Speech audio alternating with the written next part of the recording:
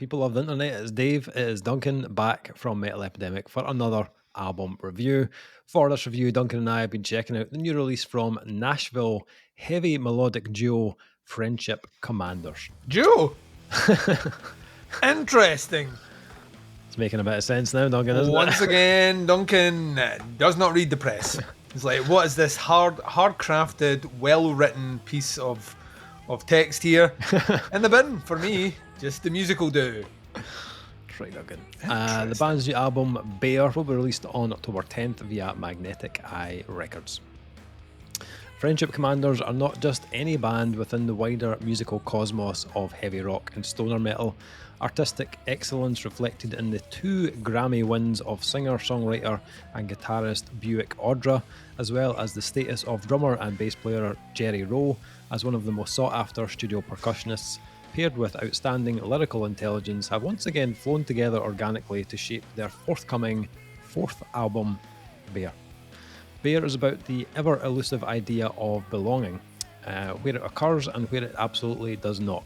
Buick Audra wrote the body of the work after realising she had essentially been kicked out of womanhood, if she had ever been part of it in the first place.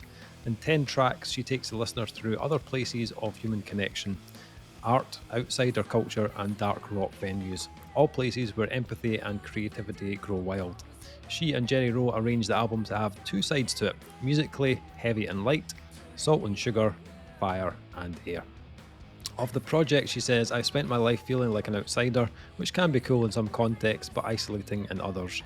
I wrote a song called Keeping Score and was able to pinpoint an early example of where I was made to feel both different and unacceptable. It started as a kid. That messaging came from adult women who were afraid or threatened by me hanging around with their sons, my friends.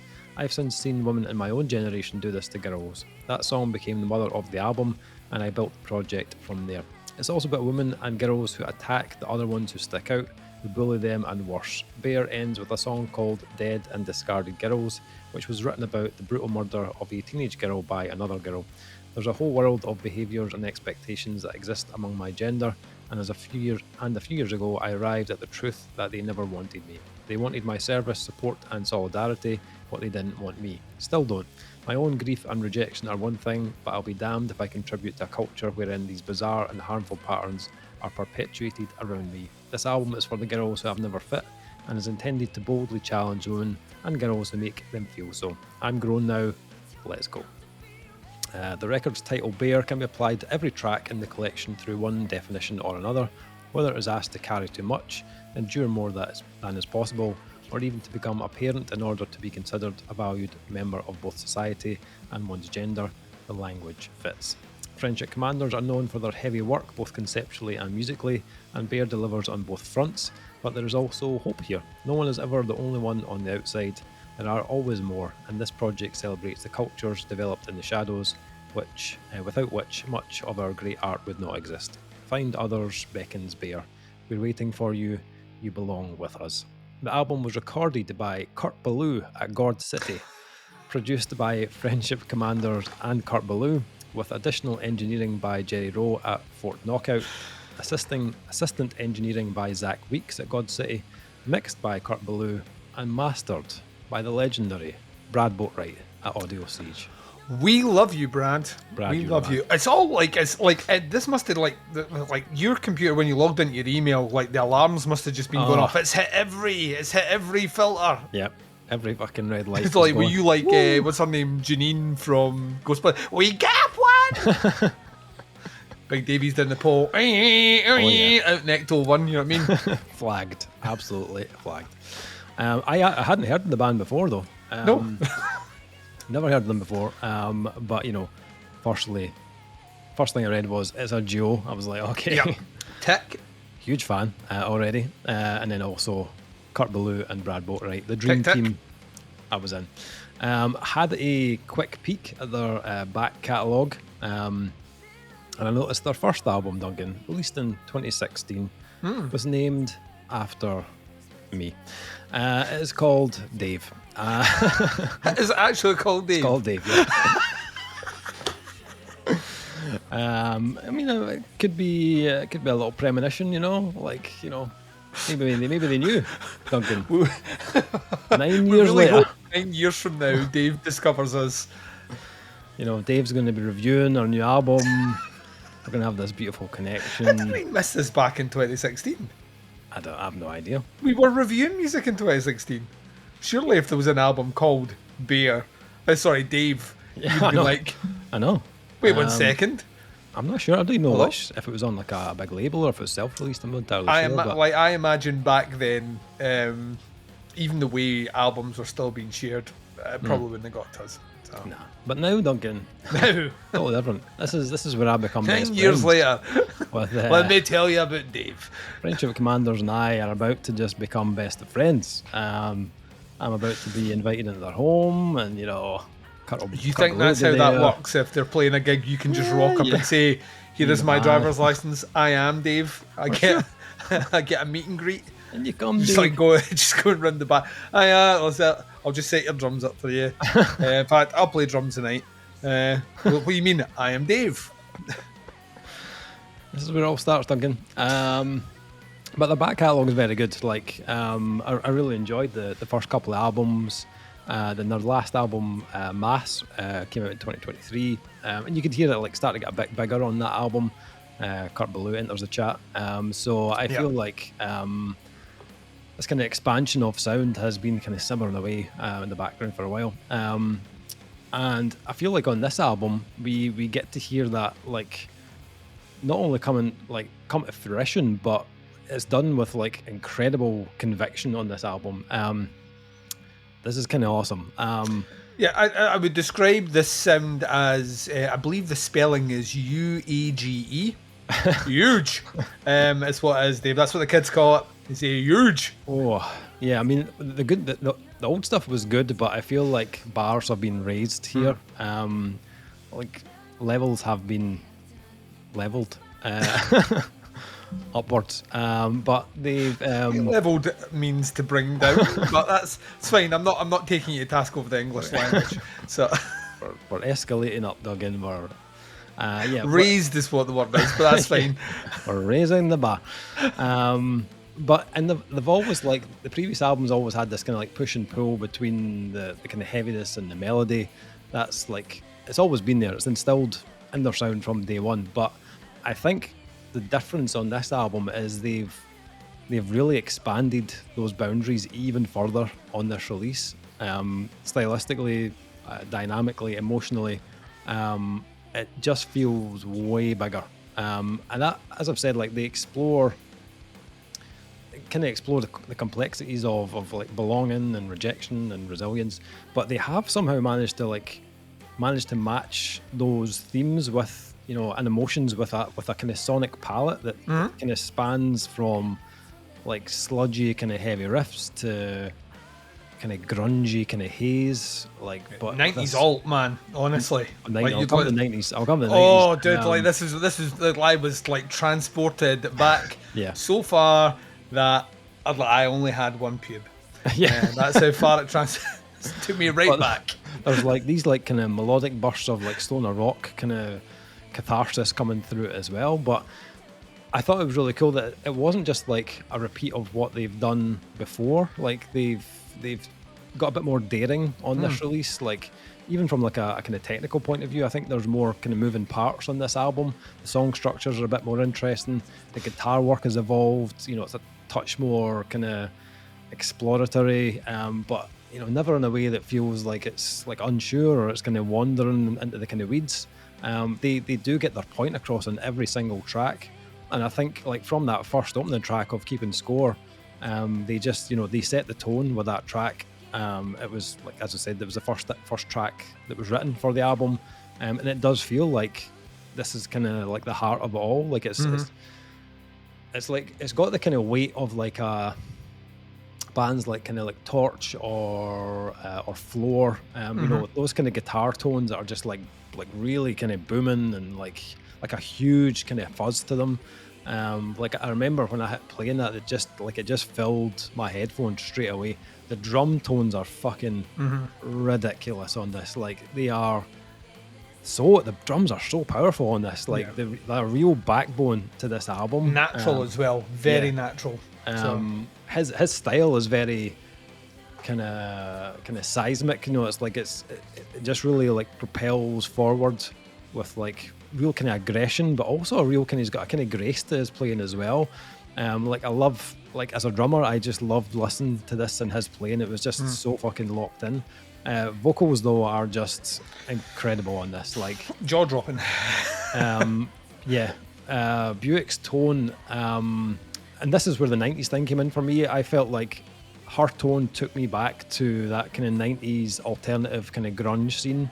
I was like getting like hits of like bands like Veruca Salt or like Garbage or Hole, or you know, but there's also like a kind of alt pop kind of thing coming through as well, like a wee bit of the Morissette in there. 100%. Like I was thinking this would fit in like that period of like Morissette and Natalie Imbruglia and Sheryl Crow, that kind of time period. Nashville makes sense, you know what I mean?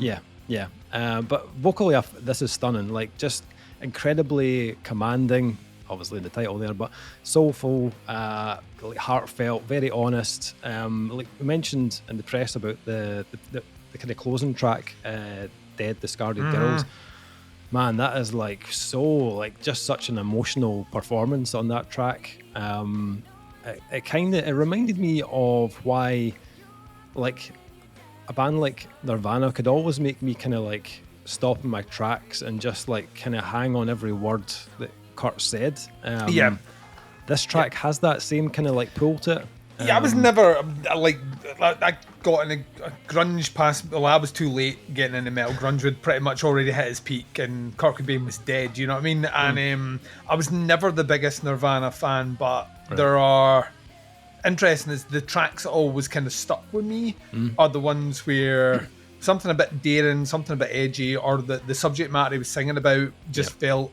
It was like it put you unease, but it's that way where you like if you see a car crash, you have to look. You know what I mean? Like you're like, even though you shouldn't, you kind of can't take. Like, there's a way of that as well. I think that the cadence, how she sings as well, but it's the delivery and the notes, which she doesn't. I'll get when I get to it, but she mixes things up in a really, really interesting way. She does not play it safe in any of her vocal performances.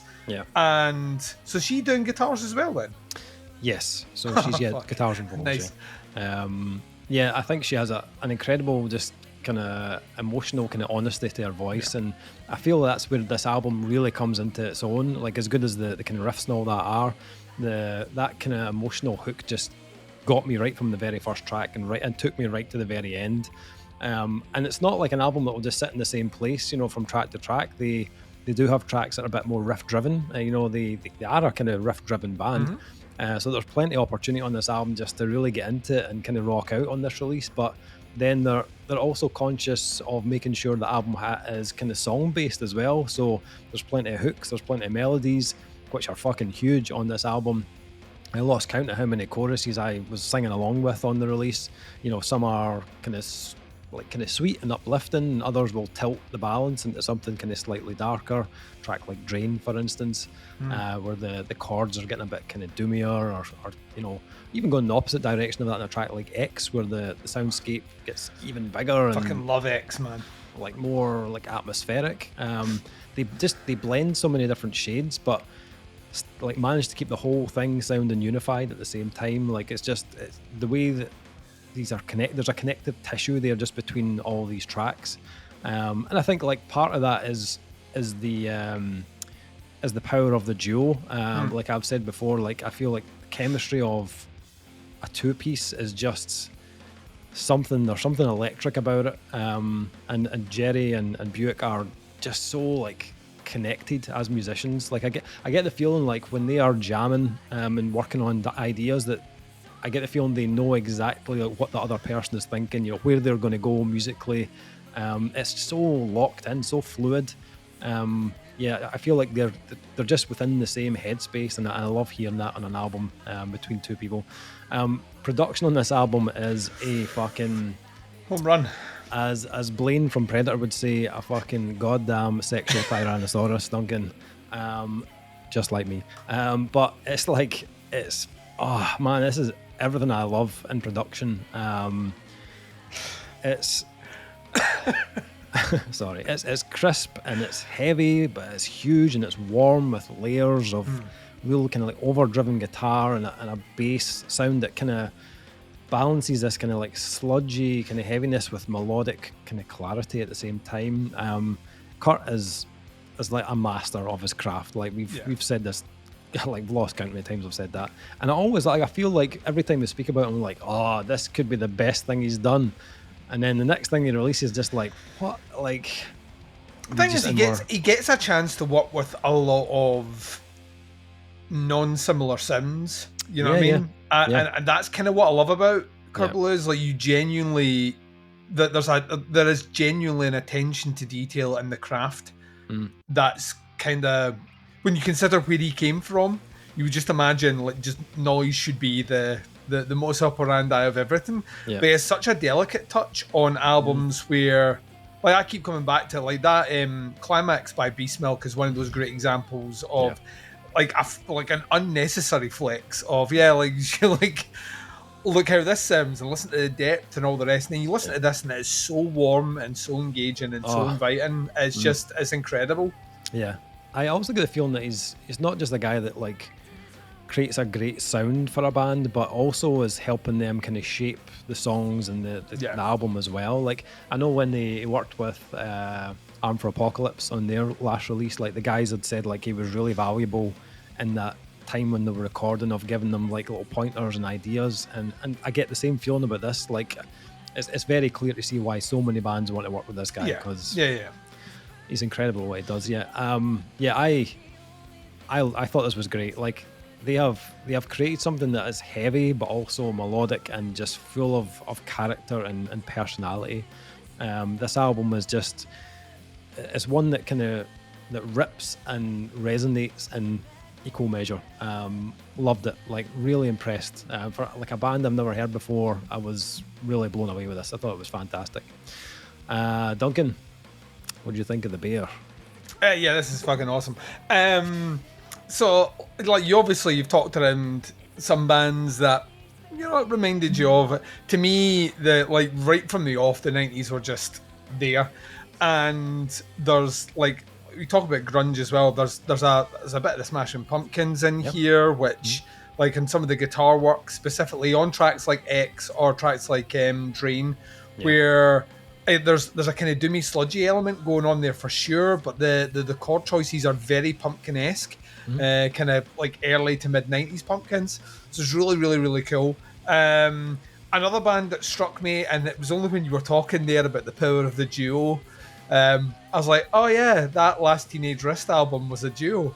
And interestingly enough, this sounds like a fuzzier Teenage Wrist at times. Like especially the work on the drums reminds me a lot of that, the presence that takes up a lot of space while not overpowering anything. You're just like being that interesting rock at the center. The production allows so much invitation to the listening experience, like specifically on the use of the pedals. On the guitars, like there's like the different effects they use are really, really, really cool, but they once again don't overpower, because the main focal point here is the vocals. But the bass work as well, it's like understated but great. I think, I mean, it's so easy to just say the vocals are amazing, but I don't think that necessarily does justice to how fucking good they are. I could listen to her sing all day. I think she's just, her tone is just incredible.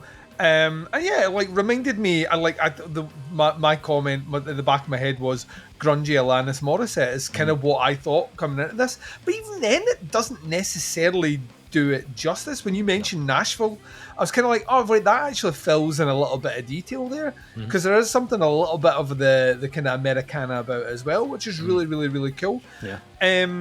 I love her choice of melody.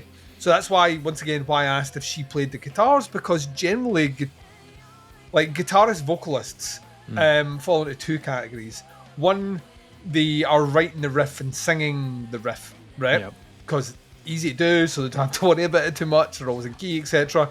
And then there are the other ones for which the guitar just allows the voice to explore, and she falls into that latter category. Choruses are huge. resonance is there. There's emotional clout behind it. I love the kind of swoons in her voice as well, and she hits a couple of banging notes, like huge notes that she'll just let hold out. I think it's on the last track, Dead Discarded Girls. She hits this kind of almost painful kind of melody note, which kind of feels like it's starting to kind of come down, and then she brings it back out again without taking a breath. And on the second time, it sounds even more like prescient and powerful. Fucking awesome. Production is just the mutts nuts. This is just the thing that I love. It really is.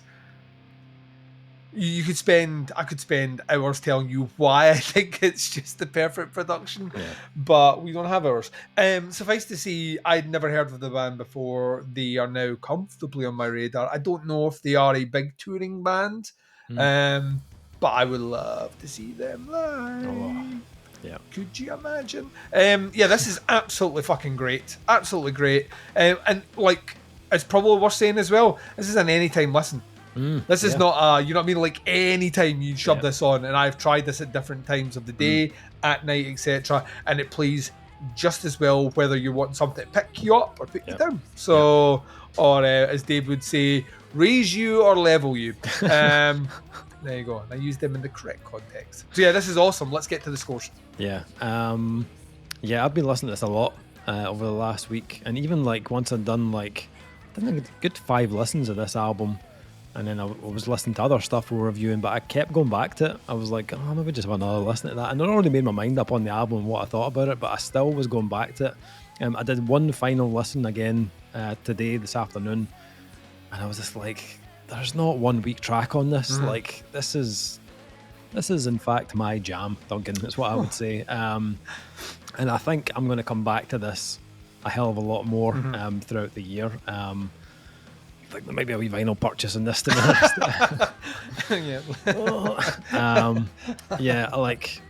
For this one was very easy to score for me. I had a feeling about it when I first heard it, and every time I hear it now, I like it even more. I know we're almost at the end of September, and we're getting closer at the end of the year, and the quality about to enter the busiest month of the year as well. And Dave's throwing caution to the wind. I don't have anything I could criticize about this. I absolutely love it. So I'm going to give this one a 5. Duncan, what's your score?